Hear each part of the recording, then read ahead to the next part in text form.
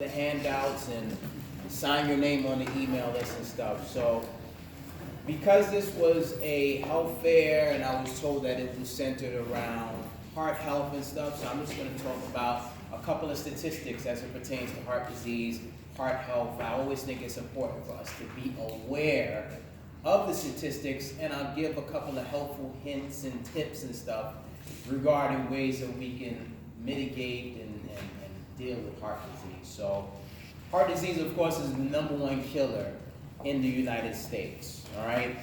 46% of African American men are dealing with heart disease. So we can basically say half of us are dealing with heart disease, and that's important for us to know that.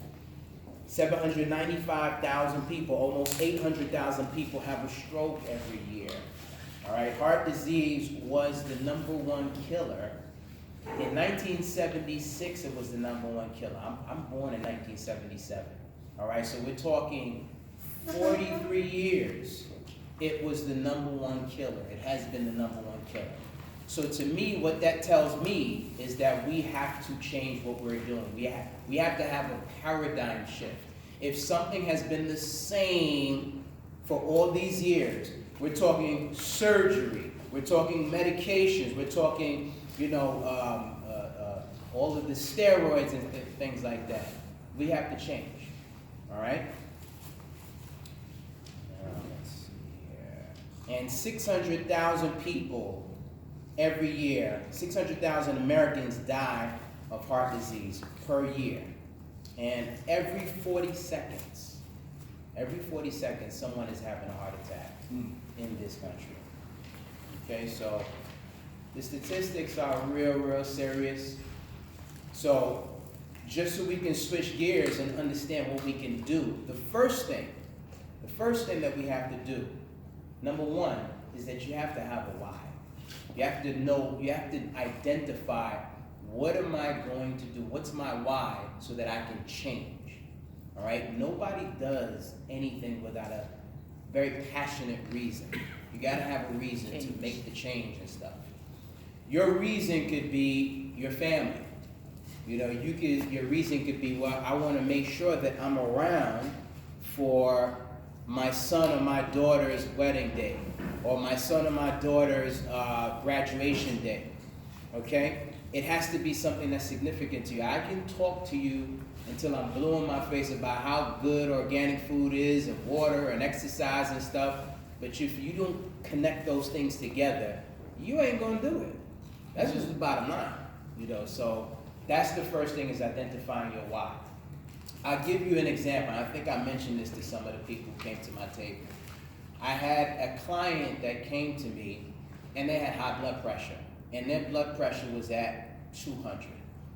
And this guy was really nervous. He said, "Mr. Nutritionist, but I will do whatever you want me to do, whatever diet you need me to do. I will exercise every day. I'm scared. I want to be around for my family." So that was a situation, whereas whatever I presented to him, he was willing to do it. And he did it. He did it. And he was able, within, I would say, 2 weeks, he was able to get his blood pressure back down, because the blood pressure was at 200, 210. So he was able to get it back to a normal rate. So that's an example of having a why. Albeit it was a why that was fear-based, but sometimes in those type of situations, you use that. So one of the things that I talk about in my nutrition talks, as well as with my clients, I talk about the 7 pillars of health, because nutrition is a very important aspect of health. Exercise is a very important aspect of health, but there's other parts, there's other areas of health, and I'll briefly list them. I don't want to spend too much time because somebody else is going to be speaking. We understand how important exercise is. I don't think I have to go into details about that. Sleep is also a very important aspect of your health. When you have a lack of sleep, it affects your cognitive function. People who are sleep deprived have more stress. They're not thinking clear. They make poor decisions when it comes to their food intake. So your sleep is very important. Your family and social relationships also play a role in your health. For example, let's say that you get a diagnosis that's not that pleasant from the doctor, and you go home or you get on your cell phone or you call your significant other or your best friend, and that person says, well, you know what? I know so-and-so who has that same diagnosis, and they're taking herbs or they're taking this particular medication, so you're going to get through this, don't worry about it. That's the importance of relationships and family, in terms of your health. Also, life purpose. Life purpose is also important as it pertains to your health.